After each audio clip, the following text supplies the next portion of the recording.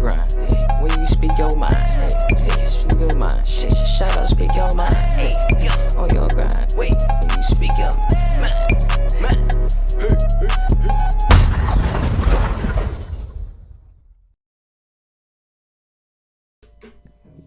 Great song. Great memories of that song. Big facts. But you are tuned into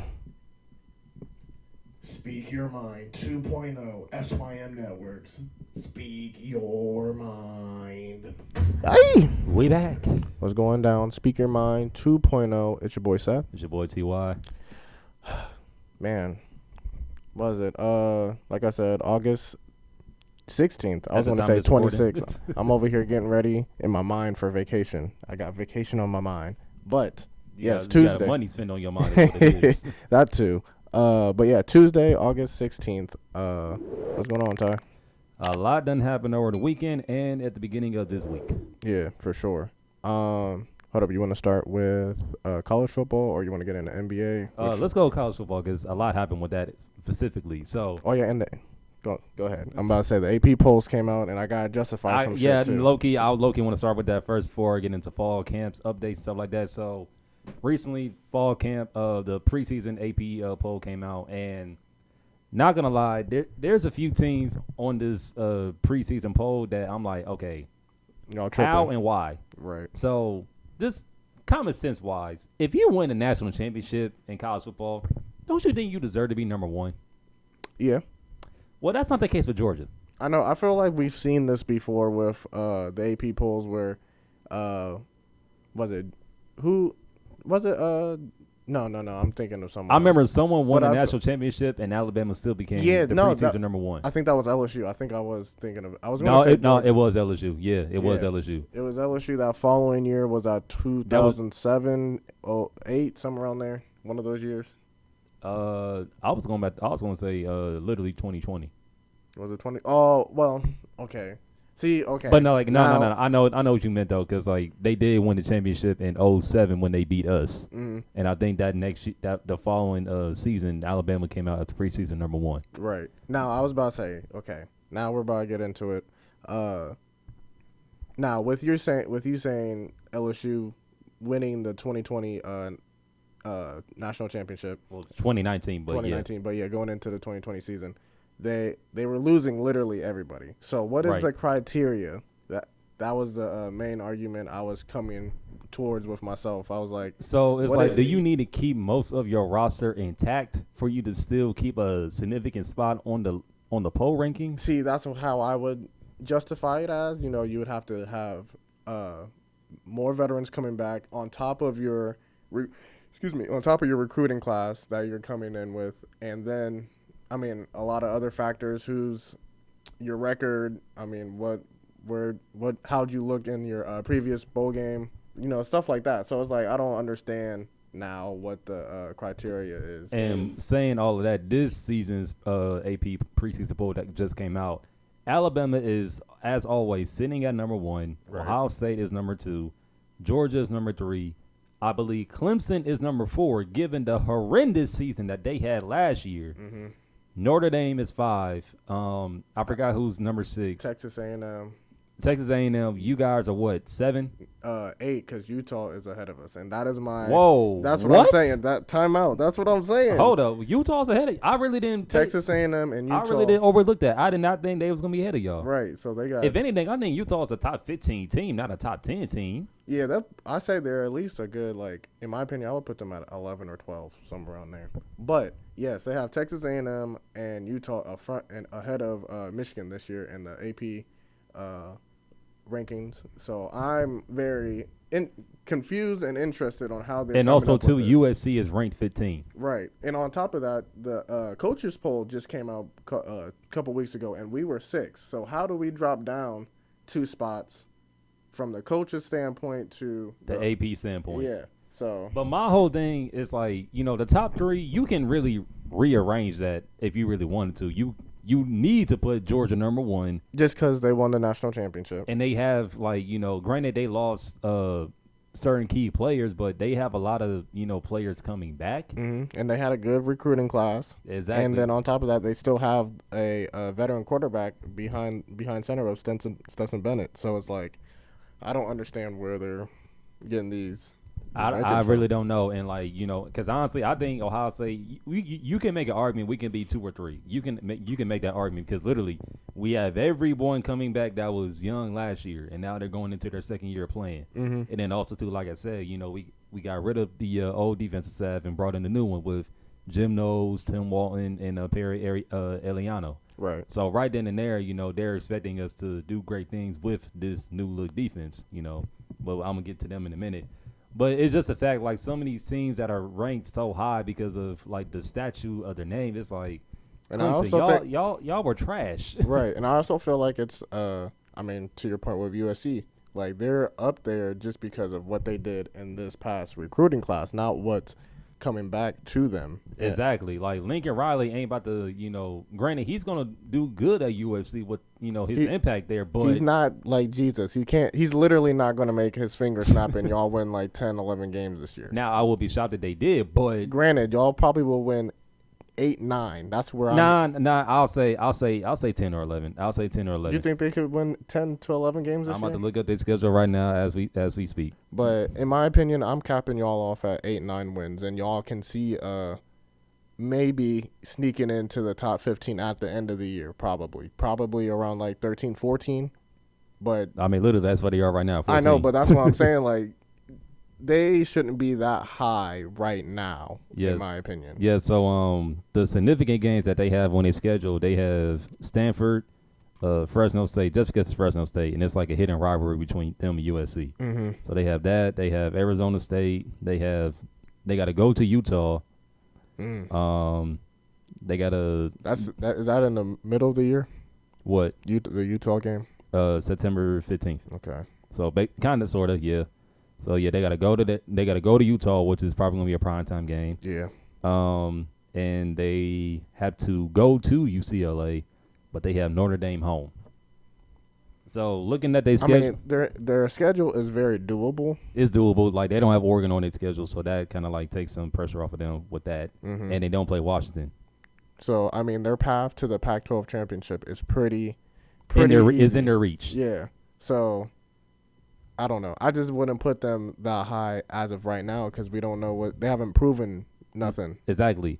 But my thing is, I'm looking at Clemson, and I'm like, y'all were horrendous last year. Like I don't know what made them decide to put them literally in the top 5 because looking at their schedule really don't start until they play Wake Forest, who was shockingly ranked 22.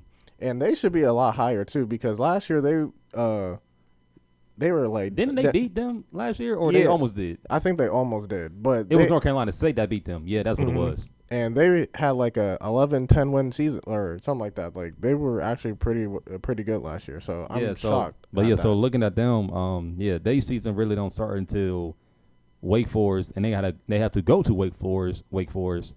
Then they have North Carolina State at home. I think they're gonna win that game because just how they lost last year, they're gonna probably win that game. Florida State isn't what they used to be, so that's probably gonna be a dub with them. But they have to go to Clemson again this year. Mm. So the last time they played Clemson was 2020, where Trevor Lawrence was out and DJ Uwe Ungagale. Right now I said his last name wrong, but the sounding was there.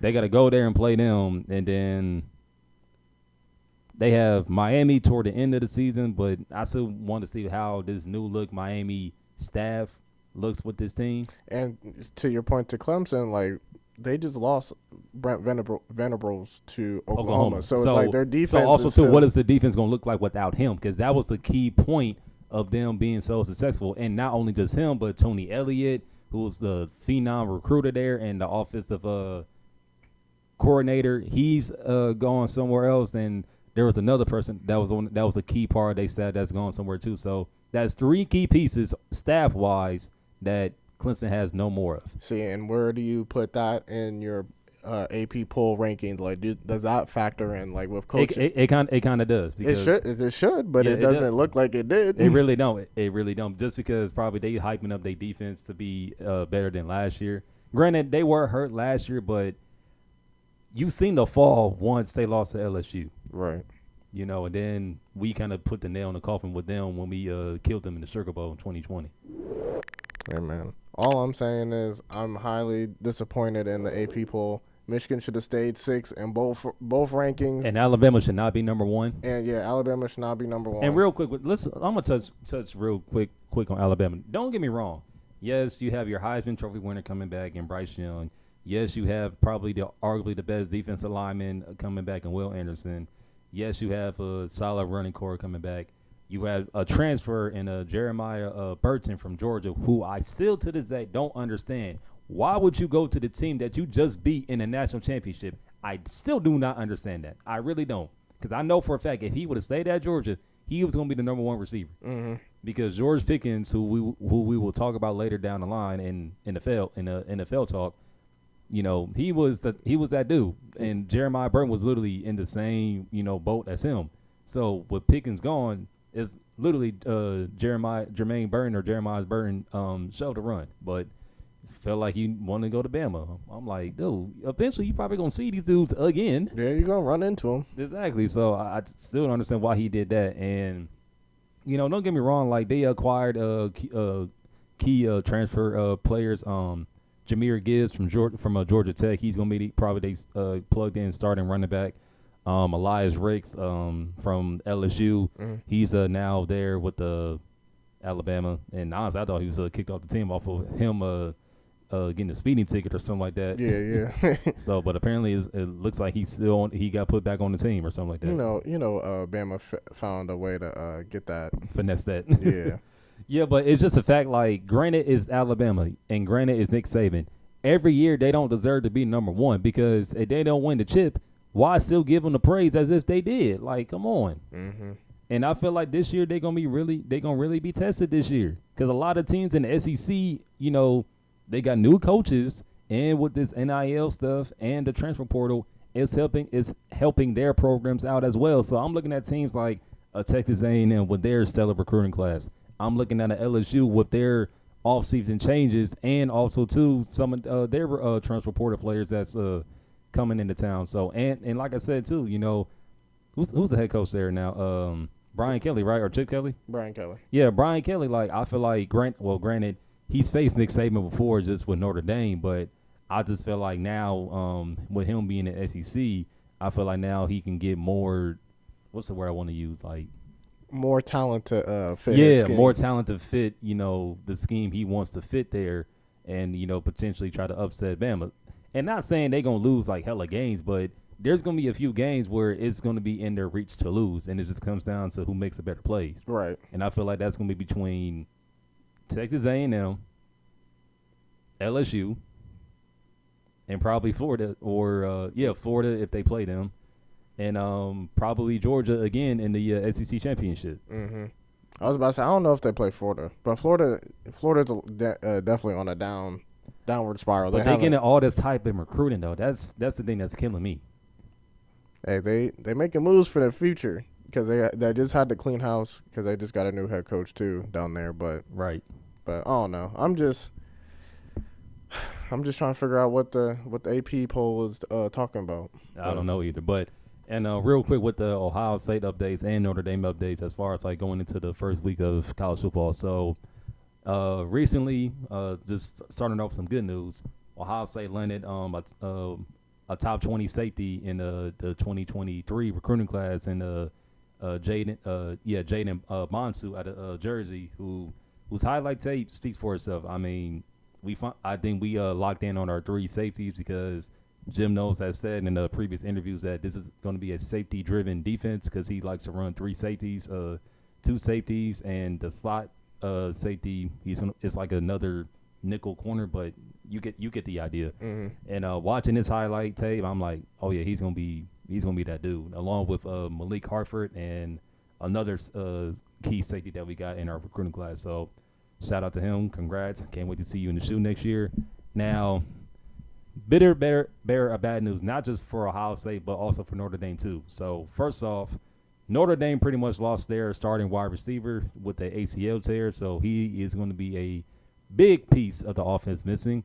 But also too, we just lost our third string running back who was going to make a significant impact on our offense in Evan Pryor, because all spring and all fall camp. An eye for an eye, basically. Shut up. But literally, everyone was raving about how much he's put in the work and he was going to make a significant impact on his team. But when it came out this past Monday at the time of this recording, it looks like I think I want to say it was during the scrimmage, but they had to been doing something. But they quote unquote said it was a significant knee injury and that he was out for the season. So pretty much he tore his ACL. That's what it's looking like it was. They just need to come out and say it. Just come out and say don't be around the bush. It's okay. Stop. But like I'm saying to say all that. Granted, he was going to be a literally like another factor for you to stop on our offense. But now how I'm looking at it is just more so the fact like Travion Henderson and Mayan Williams probably going to have to split a lot of carries, but also, too, they said that our incoming freshman, Dallin Hayden, he's been making, like, a nice amount of great wave reviews about himself. So it's just really a matter of time when he gets his black stripe removed so he can actually become a Buckeye. Now, I don't know if he can do that in 2 weeks because that's, how long the first game is going to come. So we'll just see about that. But, it sucks, that Evan Pryor isn't going to be playing this year. But hopefully next year he can stay healthy and he can finally show everyone what all these great reviews about him are going to be about on the field. Well, in Michigan news, I mean, coming out of camp, it's just high praise from what I'm hearing. Defensive-wise, I mean, I have my reservations. It's just me too, and I'm not a Michigan fan. The edge rushers, that's just my whole thing. I feel like y'all linebackers going to be y'all premier edge rushers. I mean, pretty much, but I don't know if we're really going to have a lot of linebackers coming down like that. I think most of them are going to be in coverage or just making sure that middle is going to be tightened up. But I say his name all the time, and I forget it when we get on the damn pod. Bro, I just told you his name off camera like last week. Shoot me, please. Hold on. Let me just make it easier for all of us to just look up his name. For real, I'm trying to go off memory, and I know it off top too. Same here. I'm just like, bro, what is that dude's name? Well, Ty looks up his name, but yes, from coming out of camp, defense, words of encouragement. They're saying our safety room is looking elite, top tier. Everybody's knowing their job, knows what they're doing. We got some hogs up front with that interior. Junior Colson. Thank you, Junior Colson. For some reason, I always think like Junior Seau or something like that, but I'm like, no, that's not his name. Junior Colson.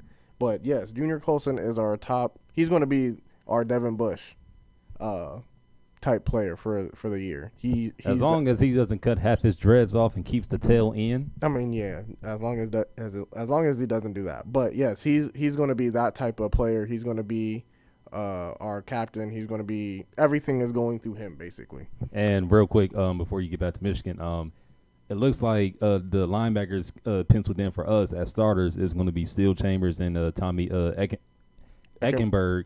And also, too, they saying that our transfer, DeMonte Trainum, he's our third linebacker that will be, getting some significant playing time, too. Because, real quick, too, Jim knows he came out and said that his plan is really not to rotate a lot of players because he said that you're a starter for a reason. So I want you out there on the field to, make plays as a starter. Now, if you need to get a breather, cool. But as far as, like, rotating players, like, on certain plays, it's like not gonna be much of that, which you gotta respect that. Yeah, you're the one that's getting most of the first team reps anyway, so you know we're putting you in these situations for a reason. Right.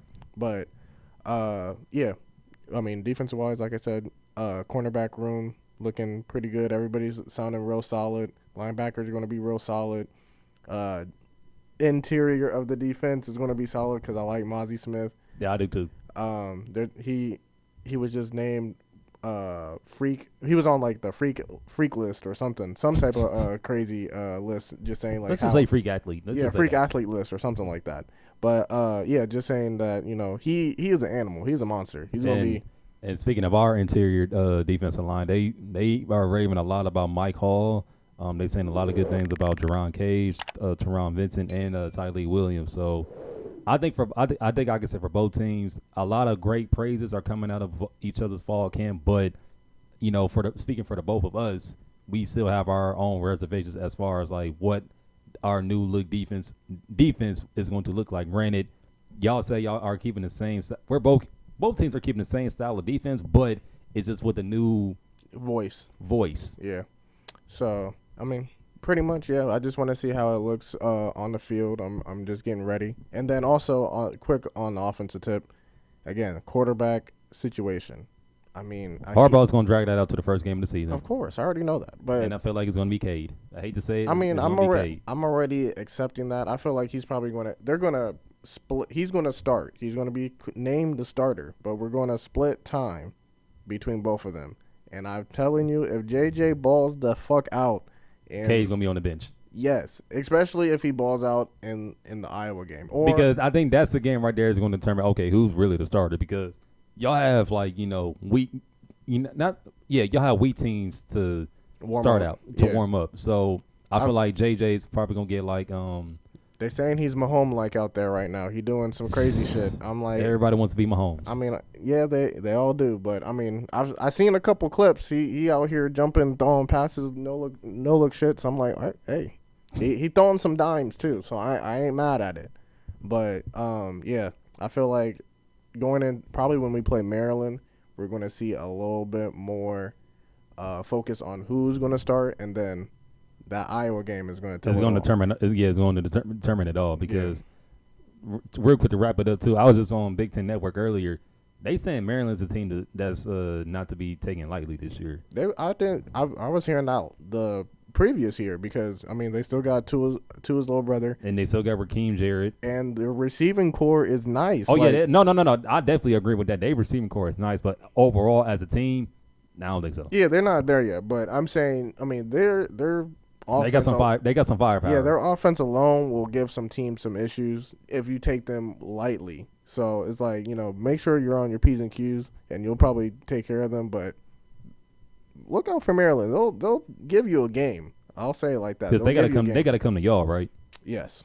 I mean, we going again. I'm not too worried about it, but we got to take care of them within the first 2 quarters and get them up out the way. Facts. So that wraps up with college football. Now, with NBA, I mean, wasn't really a whole lot of stuff going on, but, I mean, as usual. I mean, KD's just making waves on top of waves. And literally, my whole thing, and, literally, I was about to lead into that. So, literally, Kevin Durant is still, running his mouth in the media as far as, he wants out of Brooklyn.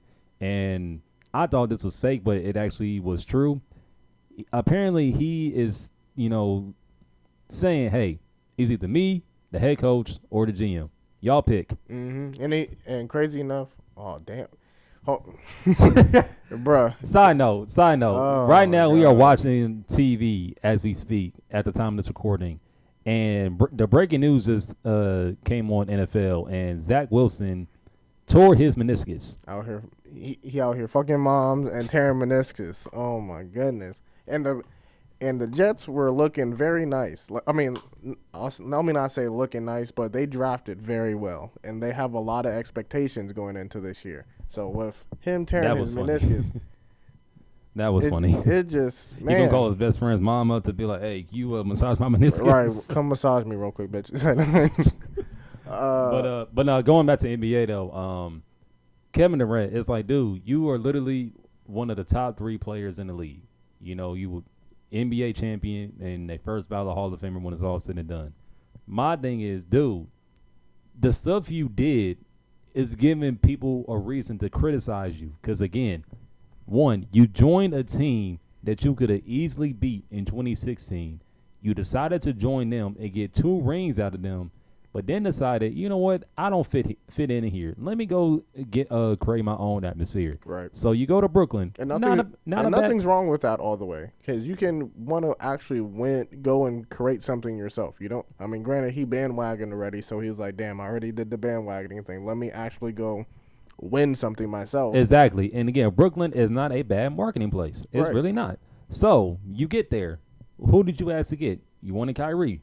Brooklyn didn't want Kyrie, but you vouched for him. All right, bet. You got him. Bring me my mans. You got James Harden, a nigga that you played with in Oklahoma City.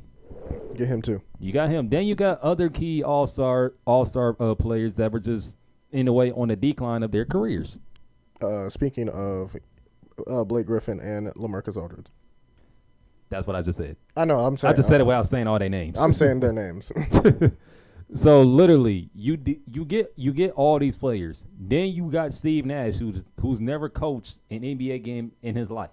Granted, he's an all-time player, Hall of Famer, definitely deserved it, but never coached a game in his life. So, with that being said, only thing y'all had to show for is one playoff run. Now, hold on. And y'all didn't make it out of the East like y'all Right. were projected to. Now, my question is to you: do you feel like he wanted Steve Nash, thinking that he could walk over him and basically run the team like a LeBron, like he does in LA? Yes. Okay. Because literally him and Kyrie both said we don't need a coach. So why That did is y'all a fact. ask for him? That because they knew they could walk over him. And Like, come on. There's like right there and there. It's like you already didn't respect him as a head coach. So why would you vouch for him to get him? Like, we just playing ball. All I know is ball. Like, come on, man. And it's like, and Stephen A. Smith said it on First Take.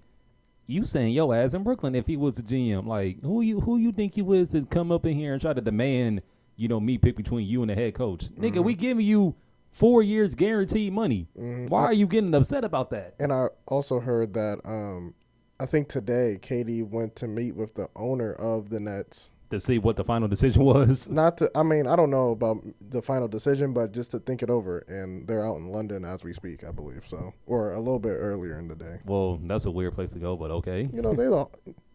Do you know how much? I know. I'm just saying. Hold Like, on, I'm talking about. Do you know how much that nigga's worth? Probably I'm just saying. He's probably Like, chilling in a London villa or some shit. I'm just saying. Like, London, out of all places. Like, four seasons in business London. meet. Yeah, let's have a business meet over in London. Like, Yeah. like what? Niggas has got money. I understand that, but I'm just saying. I'm just saying too. London, out of all places, like, let's go somewhere tropical, right? Instead of going to London. Hey, who knows? But yeah, it's just my whole thing with KD is like, dude, if you would not saying shut up, but if you would just stop being in the damn media too much and looking like a crybaby, people will probably actually respect you a lot more. But again, KD is KD. He is own man. He gonna say how he feel and He not gonna care do what he want to do. Exactly. But to try to demand, the owner pick between you and the head coach when he's already giving you guaranteed money for 4 years, dude. Again, I feel like we've said this before. Me and you both agreed that he's not going nowhere. I'm pretty sure He can't go nowhere right now. He can't go nowhere. But I don't think the Nets are going to make any type of move of getting rid of him. He's going to stay in Brooklyn. Granted, some ideas have been fluttering out there. Again, the Raptors have been out there trying. But to that's make the some thing. moves. It's like all these teams that were on the market is like they didn't. It's like no one wanted KD because they were already set in stone on the people they have coming back that they were paying and some of these draft picks that they got too. Because they have confidence in the team that they have already built. And Like, that's what. Phil- And that's I what mean, you need. the only team that makes a little sense, as I'm hearing more and more about, is Philly, a little bit. Yeah. All right. But I don't know. I don't know either, but we say all that. It's like, KD, Chill out. please chill out. But so that wraps up with NBA. Now, pop. I was about to say Bronny, real quick. Out here looking like his daddy. Yeah, looking like his dad. There's a dunk out there going viral right now. That was very similar to LeBron's dunk. So I mean, But the main thing I wanted to touch on real quick was he's reportedly gotten offers from Ohio State, Michigan, Duke. USC, UCLA, Duke, Kentucky. All the premier big, basketball schools. yeah, all the big hitters. But okay, if you were a recruiter for Ohio State and me being one for Michigan, how would you approach Bronny? I mean, like, the best way I gotta go about Bronny is like not trying to make him like his dad, because granted LeBron as we know went straight to the league out of high school, but Ohio State has given him like a special place in their locker room basketball wise, because I remember years ago they had like a jersey of him with his initials on it, had his shoes and all that stuff. So he's a very integral point in Ohio State basketball without being an actual player of them. Mm-hmm. So my whole thing, because by the way, just Chris Holtmann as alone, he's doing a great job in basketball recruiting for Ohio State. Again, when you guys picked him up from Butler, I had my reservations real quick, because I'm like, okay, how is he going to pick up after Thad Matta and trying to rebuild this team and this program? But he's actually doing a pretty good job. Yeah, we just got to show for it more so on the court and win key games that we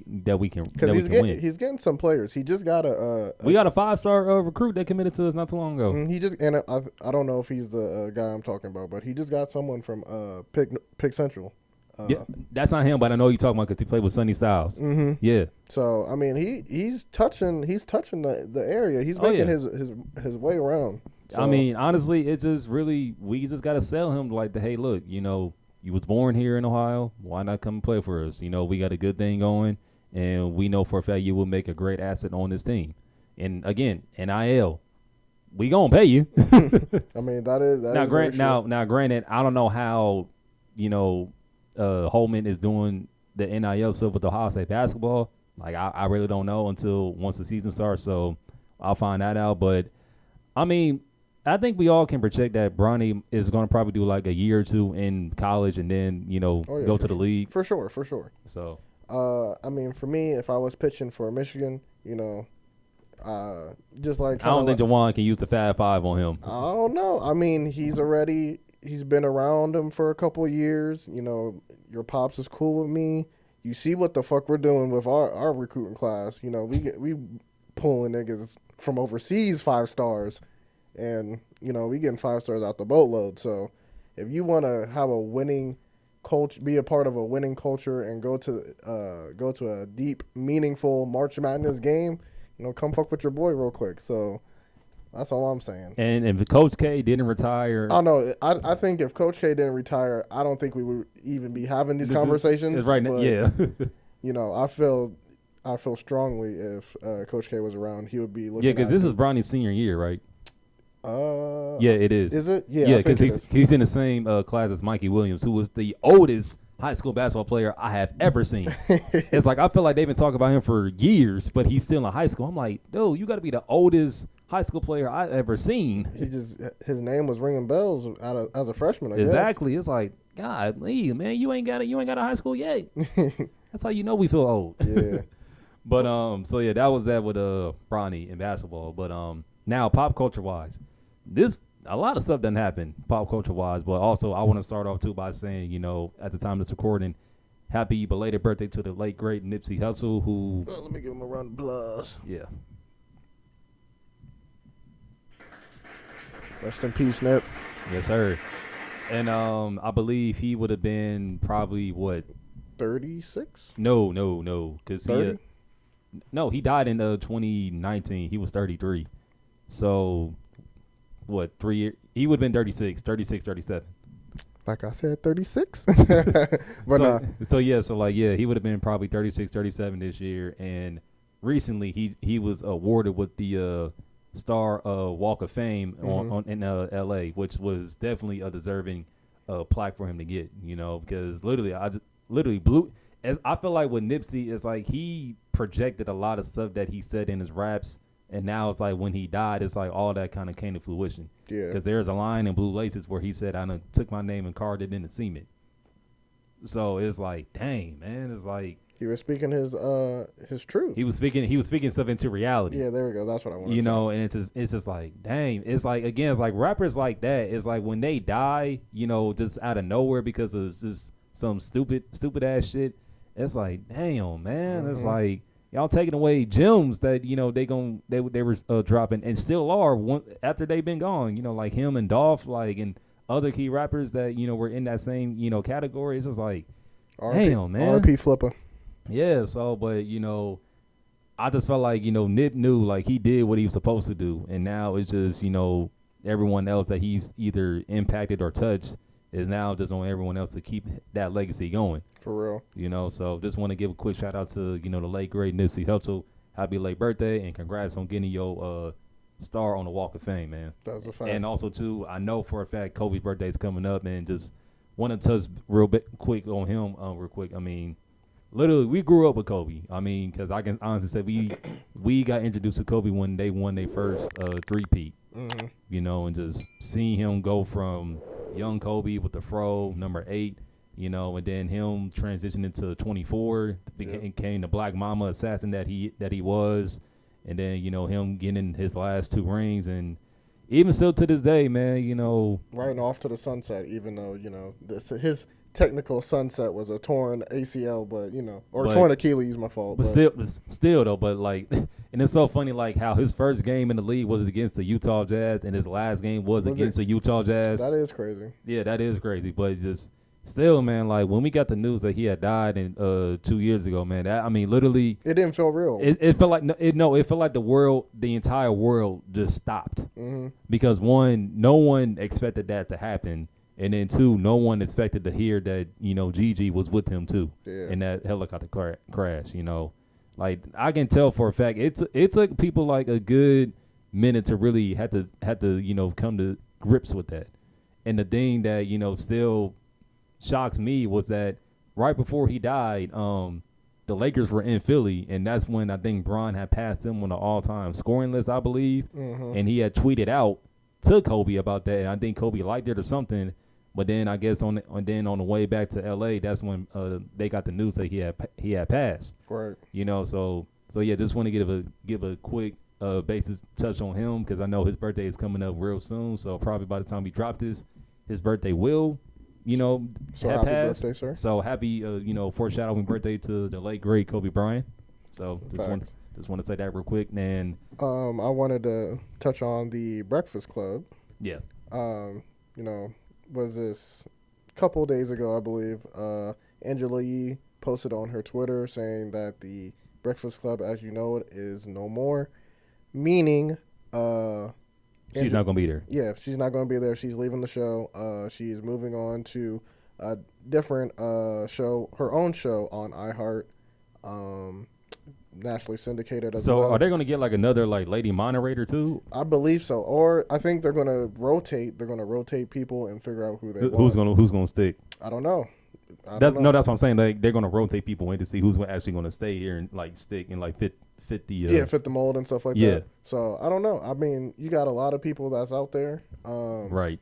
It's going to be a very interesting transition, but I'm also, you got to think about like just the different personalities that are going to have to mesh all over again. I mean, granted, MV and Charlemagne, they know each other, but you're fitting a new entity in like the group. They gotta get accustomed to everything. Right. So it's like it's going to be interesting to see how everybody plays off of each other with the new show that's coming up.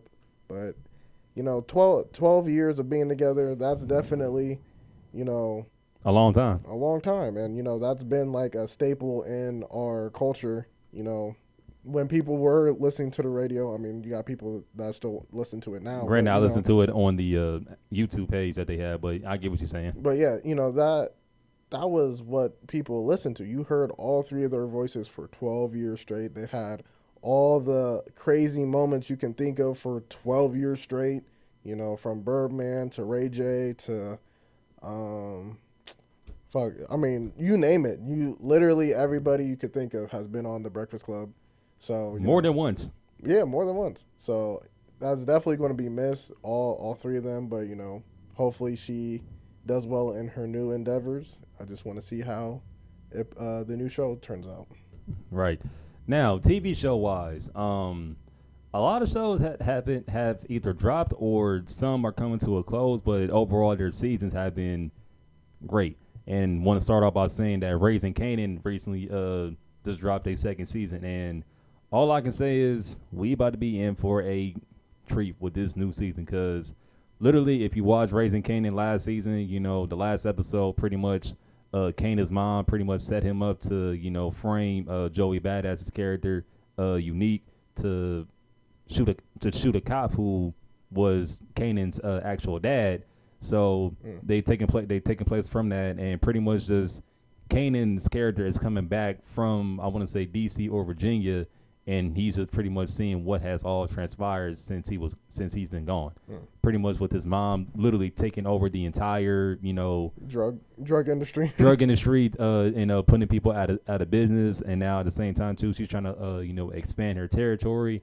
And I think in the episodes to come, she's trying to expand over into Jersey. Now, I was going to say quickly, shout out to Joey Badass. Great album. Great album and a great actor, too. I think people need to put more respect on his name as far as acting-wise. That is very true. So, but yeah, so like, Kanan's mom's character, she's trying to expand her territory, and she's trying to hit Jersey.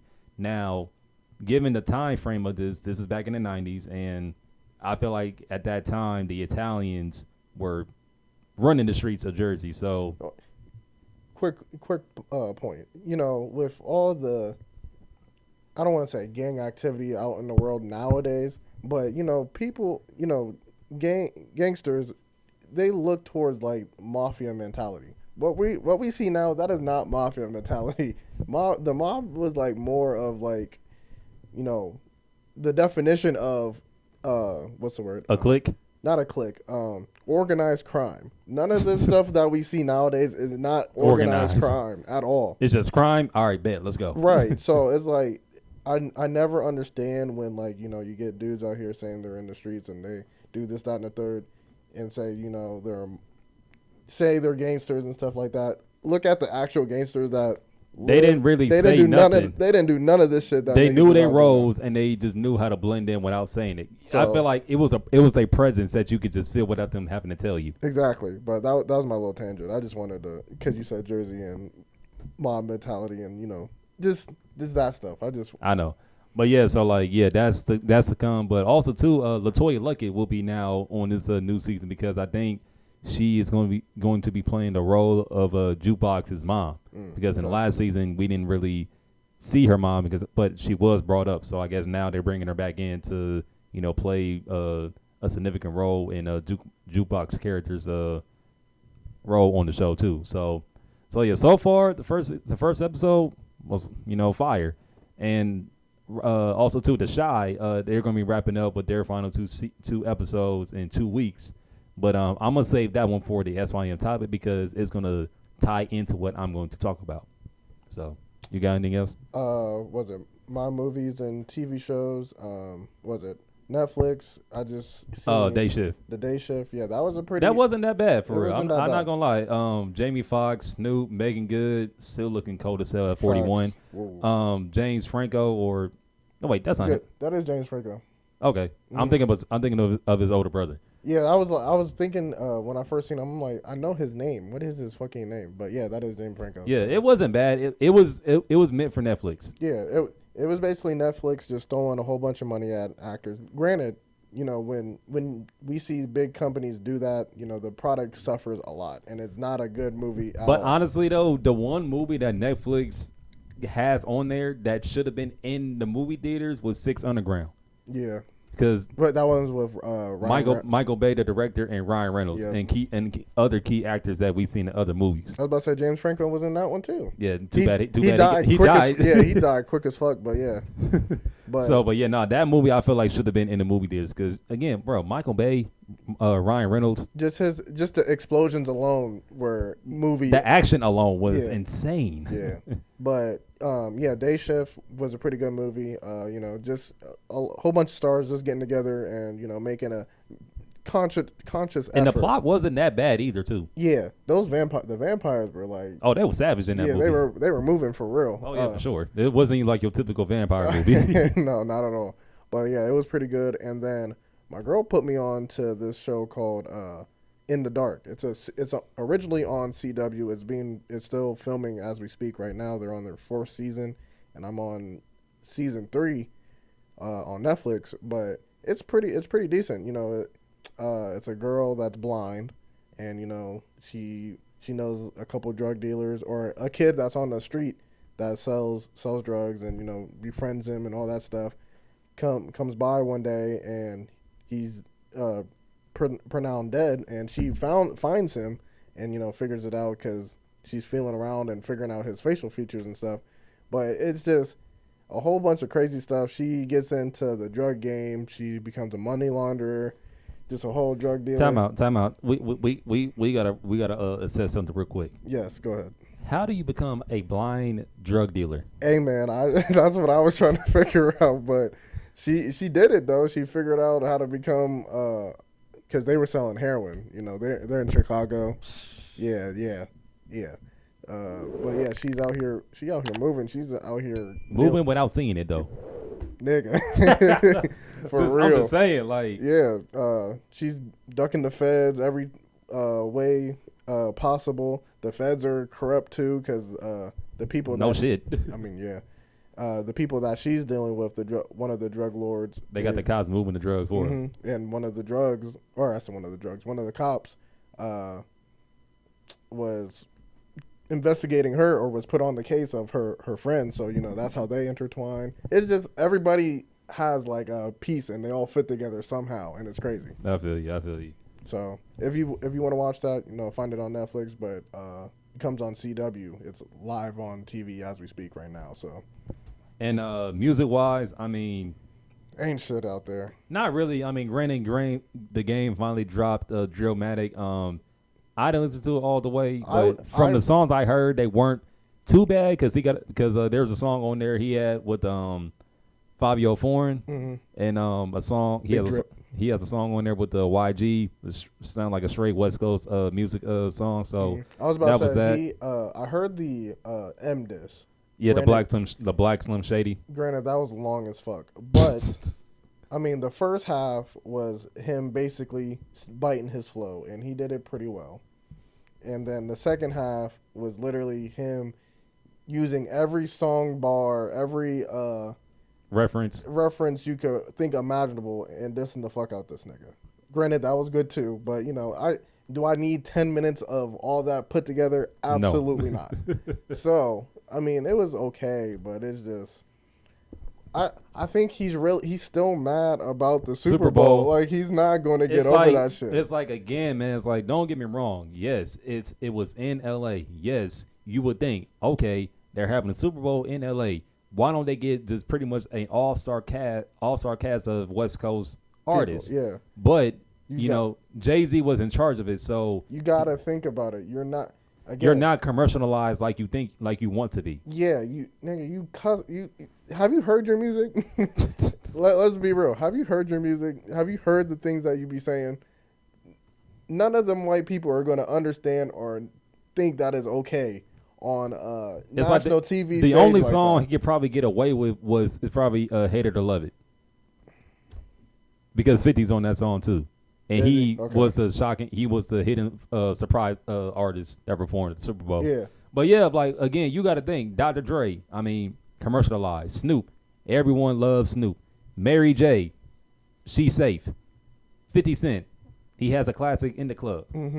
Kendrick Lamar, granted, he was a surprise artist, but Dre probably put in a good word for him, and Jay-Z. And they're all part of Aftermath. Yeah, well, pretty much. Two of them. Snoop, Dre, that's Death Row. So they already got LA roots embedded in them anyway. So yeah. Snoop gets a pass. Granted, Kendrick from Compton, but still. But he's part of Aftermath. Aftermath, yeah. So, yeah. And then, of course, Eminem, first artist of Aftermath that Dre got. So you had to have him there. Exactly. So it's like, and Anderson .Paak, granted, he didn't get no song, but he was on the drums. So. He was on the drums and on Dre's album at the time that dropped. So.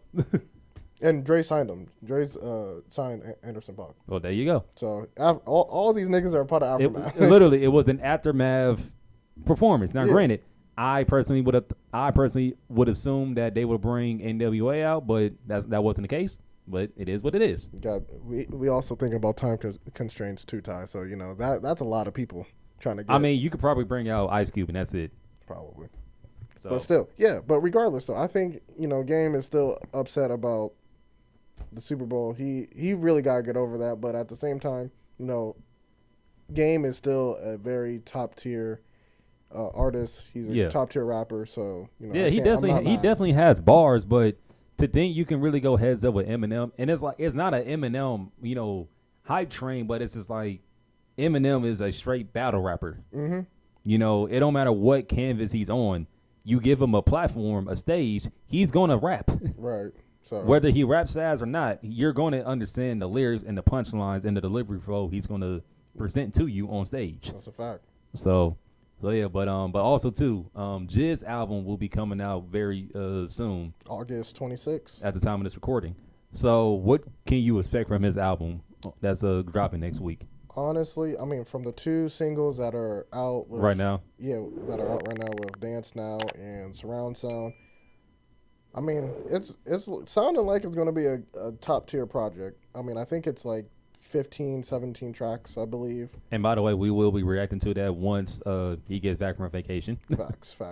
But yeah, I don't know. I mean, granted, I'm wondering if we're going to get a Cole verse on the project. Cole's gonna be on there. I don't know. I mean, am I going to see a lot of Dreamville people on here? Am I going to see some other artists? Other artists. I think. I mean, hey, I will be shocked that Lil Baby's on this album. I mean, again, Atlanta ties. So he.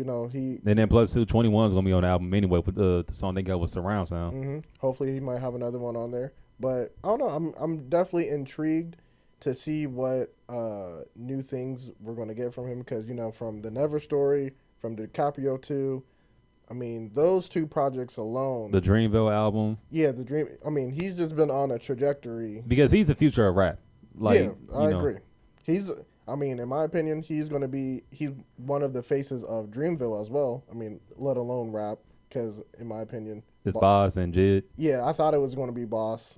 I mean, I still, I'll say it like this. Boss is like the more mainstream name, but Jid is that Jid is mainstream as well, but he's still fine line underground, if that makes sense. He I wants understand. to be in that underground lane, but he still wants to make it mainstream. Yeah, no, I understand. So I don't know. I think you're hitting on all different cylinders with that collective that they got up there with Dreamville. So it's like I'm definitely excited to see what he's got.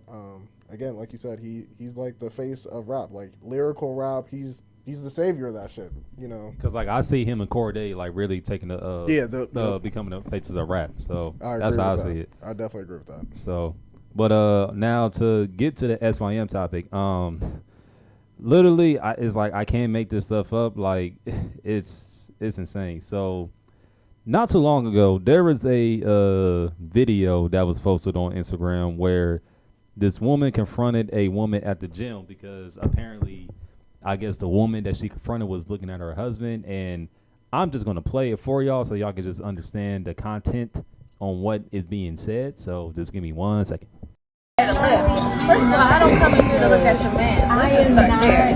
So if you want to press me about being insecure about who's looking at you, it's not insecurity. Look. And there I'm gonna do just that. Okay, babe, I'll call So- you back. I love you. Okay, no, I just want you to look at it from my, because I hear you, and I apologize because it sounds like you don't even know what I'm talking about. I really don't. So I came in with my man that day, right? We were walking to the elevator. Look, I gave you a smile. Look, you saw both of us. You saw both of us. You said what? Did I smile back? Yeah, you were looking at me. You were like, yeah, okay. So after that, then I came down here to finish out my workout. And then we were done. And he brought that up. And I was like, oh, did she have race? Because I saw you walk past. And you were like, you slowed down. Like right at the corner there. You like wiped your butt like that.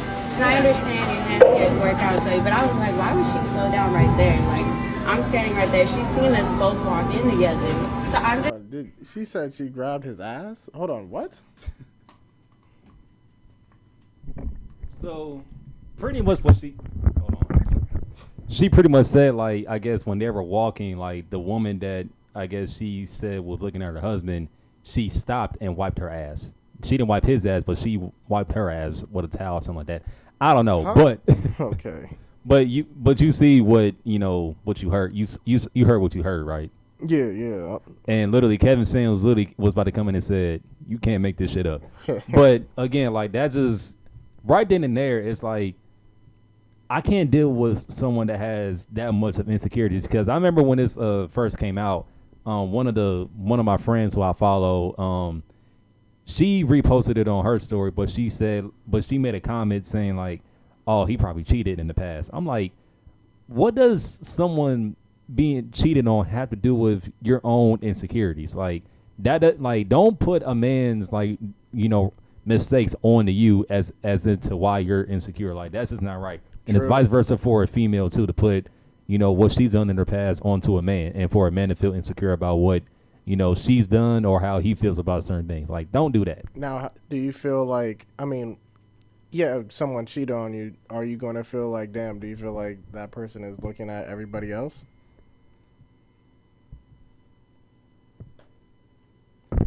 I mean, my thing is like, if you cheat, then it's like you already kind of told me the answer, that you gave me the answer without having to give me an ultimatum, because you cheating, you decided to do that, take that action into your own consideration to see, if you can get away with this, or to see if I was going to allow you to come back in. Because if I allowed you to come back in, then I know for a fact you're probably going to do it later down the line, because then you as a cheater are going to probably think like, all right, I can pull this over on them. Now I can do whatever I want to. And I know for a fact I ain't going to get, ridiculed or whatever. Mm-hmm. So it's just more so the fact like, okay, is this really worth, fighting for, or is it worth me staying in?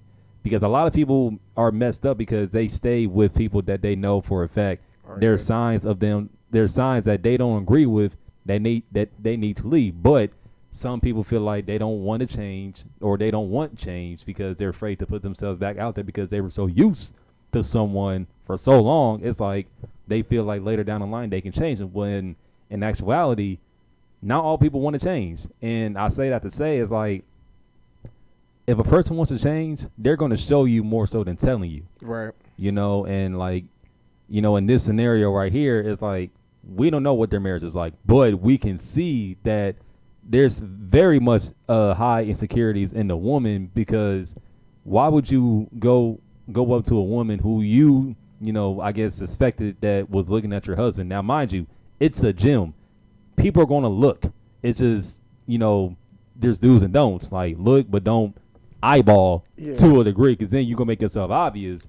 But then at the same time, too, it's like, women, they put a lot of...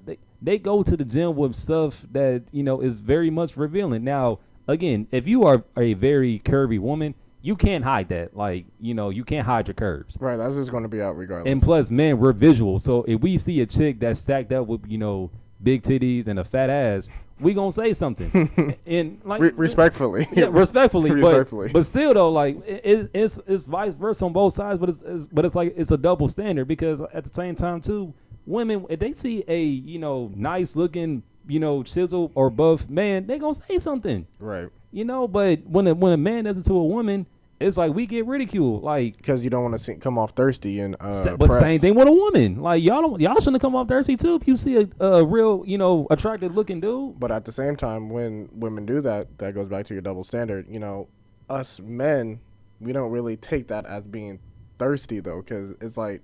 But there's plethora of thirsty women out there. Yeah, no, for sure. But we see that more as like, ooh, she's being aggressive. She wants me. I don't have to do nothing. I'm just let that shoe be on the other side. If a man is aggressive with a woman, it's like, okay, nigga, you need to back up. Yeah, bucket of water, ALS challenge. But it's like secretly they like that though. They like that attention. But it's like actually receiving it. It's like, now I'm good. You not. Yeah, they be playing it off. Exactly. Like, I mean, I don't know. I feel like you said, it's a double standard for sure. But I mean, when it comes to like showing your insecurities, I mean, you gotta first find the root of those things and figure out why you're insecure. I mean, and back to your point, if you're staying with someone that makes you feel insecure, you are justifying there is insecurities. Yeah, those things. So it's like, it's up to you at the end of the day to make those decisions on, is this relationship worth me staying in when I know for a fact I can't fix what you done already. Exactly. And I say that now, going back to what I said about the Shy on the show, the latest episode that had dropped, it was like a Valentine's Day episode, and Man, Jacob, we kind of far away from Valentine's Day, but I know, but this is the episode that happened on the show. So Jacob Lattimore's character Emmett Jacob Lattimore. Oh, my God. Right. 2010 days. Man. Who you telling? But pretty much his character on the show, Emmett, he gave his new girlfriend Tiff. Well, not really necessarily a new girlfriend, but an old girlfriend that he now later realizes this is who he was supposed to be with, and vice versa for her. So pretty much he treated her to like a nice hotel spa day type shit. Now his baby mom, Tiff. When I tell you the insecurities on this girl's character on the show, it is at an all-time high because she is the type of person that is like, she wants it all, but she still wants to have she wants her own independence as well, even in a relationship. Because in previous seasons, it's like her and Emmett were off and on for so long. Then they got married, but that wasn't enough for her. She went into open marriage and shit like that. And then last season, she moved in with the Iman Shumpert's character. Damn, she asked while still married to Emmett on the show. It's like, hold up, love. wait a minute, what? And then she act like she did nothing wrong, but when she found out that Emmett and his old ex were back together, she had a major problem with that because she wasn't getting the treatment that Emmett is now showing his new girlfriend now. And so literally on this episode, she came over to his crib and tried to get the old Emmett to come out by, trying to fuck him because that's what he would have done in the past if she would have came over and, get him to react. But when he turned her down, she had this look on her face like, damn, this nigga don't want me no more. Yeah. Because one, he's actually happier in this relationship. And then two, aren't you happy in your relationship that you left him for while still married? Like, come on now. Hey. And it's like, I go back to that because again, it's just the insecurity. It's like, don't get me wrong. We're not saying no one is going to come with no baggage to a degree, but it's just the fact like, okay, are you willing to fix some of these problems yourself, or let alone, are you willing to fix these problems before you get into a relationship? Because people love to hide their insecurities or hide a lot of flaws about them when they want to put themselves back out there because, they're not, I don't know, they want to keep walking around with those flaws or whatever, but it's just more so the fact like, don't bring what you brought from your past relationship into this new relationship because the key word is past. That was your past. I'm the future, and I'm not that. Now, if you're still being attracted to the same type of people, then that's a you problem. Like, that's something within you that you haven't fixed it with yourself, and you're going to keep running into those same type of people, different people, but same characteristics in the end. Hey, I feel like I agree with those. I mean, you got to heal yourself first before you try and put yourself back out there. And that's with anything in life. Like, you got to make sure that you're stable enough to understand what people are asking from you and what you're asking from people. Like, you want to make sure you're putting yourself in the best situation possible. So you gotta make sure that you know what your end goal is and looking for at the end of the day. Facts. So, but yeah, that wraps up this new episode with the Speak Your Mind. Quick sidebar. My Steelers. George Pickens gonna be that dude. Kenny Pickett. But George Pickens still. I mean, yeah, too. Yes, Kenny Pickett. Man, he just needs it. I just seen that he got first team reps today. So I mean, each and every day I'm seeing him just make strides and make moves, and his name is being put out there. So I definitely appreciate them doing their job in this draft this past season. But I think Kenny Pickett might be the starter this year, besides Trubisky. Granted, they just signed him to a 2-year deal. Yeah, that's was already finalized earlier this year. But yeah, I think Trubisky's going to get the start, or he's going to become the starter. But Kenny Pickett is definitely in the running for second. What else did I want to say real quick? Shout out to Las Vegas. Flash floods over the that was crazy. Weekend. So literally all the streets of Vegas were underwater. That was really crazy. Vegas doesn't get no water, like rain like that ever. and I'm pretty sure their sewage systems and pipelines didn't know what the fuck was going on. They was like, oh shit, rain, Right. oh flood. What are we gonna do? Basically. So shit, I seen a video. Niggas were out on rafts and shit, rafts and floaties just going down the. I believe it. Going down the current. Vegas Strip. That shit is crazy. So prayers out to them. Hope everybody's okay. And yeah, like Ty said, I'm going on vacation, so we're gonna be off for, was it like two weeks probably? Week and a half, yeah. something like that. Week and a half. So when we come back, you know, be on the lookout for that J.I.D. Reaction, album reaction, and also to a reaction to the first week of college football. So Oh yeah, be on the lookout for that too. Can't wait for college football to come back. So yeah, keep Not lying on that. keep in tune with that. Like, comment, share. And we just dropped our second reaction video to Mr. Hood Prims with the drumline video. So tap into that too. Exactly. So like, comment, share, subscribe, all that good shit. YouTube, Spotify, Anchor, Apple, Patreon, all that good shit. So it's your boy Seth. It's your boy Ty.